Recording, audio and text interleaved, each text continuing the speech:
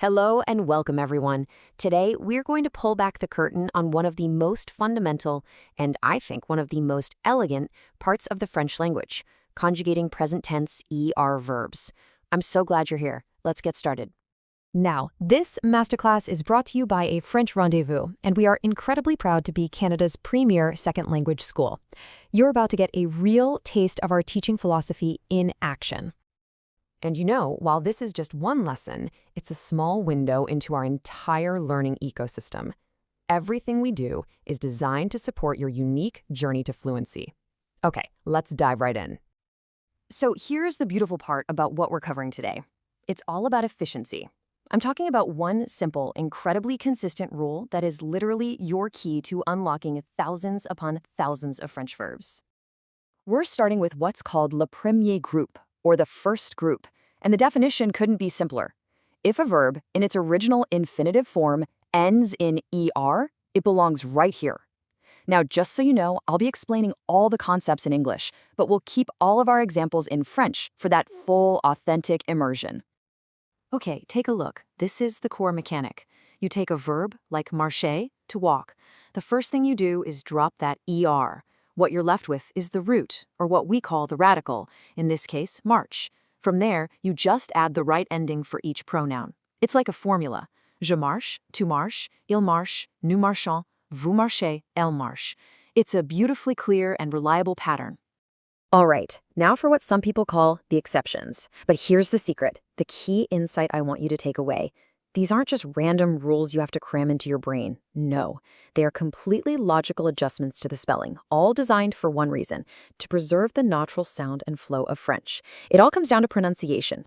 Let's look at a perfect example. Take a verb like manger. That G has a soft J sound.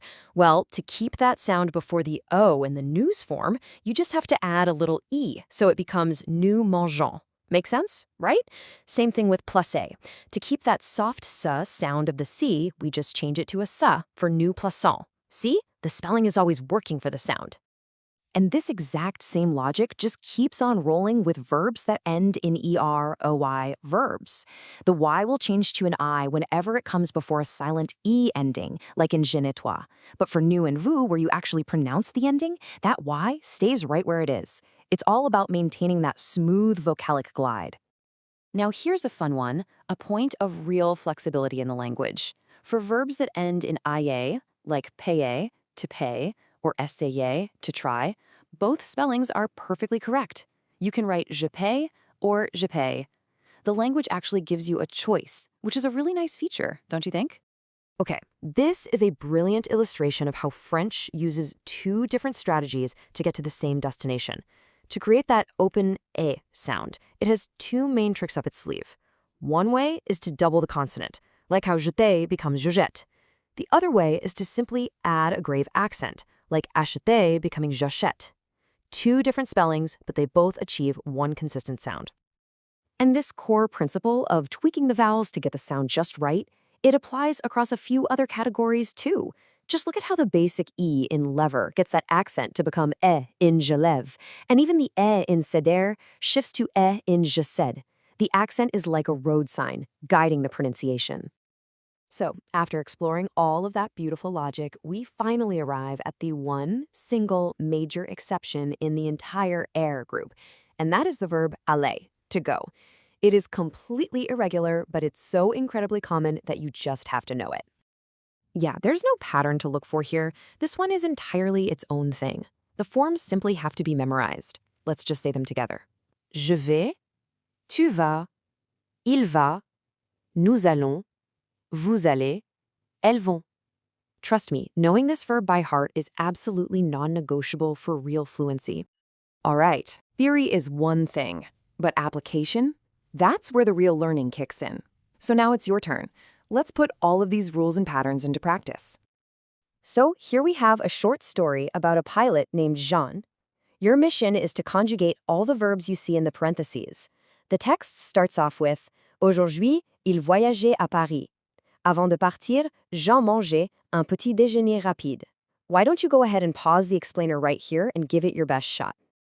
And we're back. So how did you do? Let's take a look at the solution together Aujourd'hui, il voyage à Paris.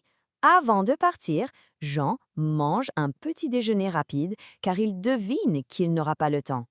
You can really see how the correctly conjugated verbs just snap into place and bring the whole story to life. Excellent work, truly. The skills you just practiced are not just an exercise, they are a huge, tangible step forward on your own personal journey toward mastering the French language. And this really gets to the very core of our philosophy at a French Rendezvous. We firmly believe that when you understand the why behind the language, it stops being a long list of rules to memorize. Instead, it becomes this intuitive, logical system that you can navigate with real confidence.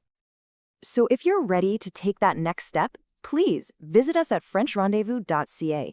You can learn all about our personalized programs. And we also have a very special offer. If you refer an organization to us, you could receive up to a full year of free weekly individual courses. We really look forward to seeing you.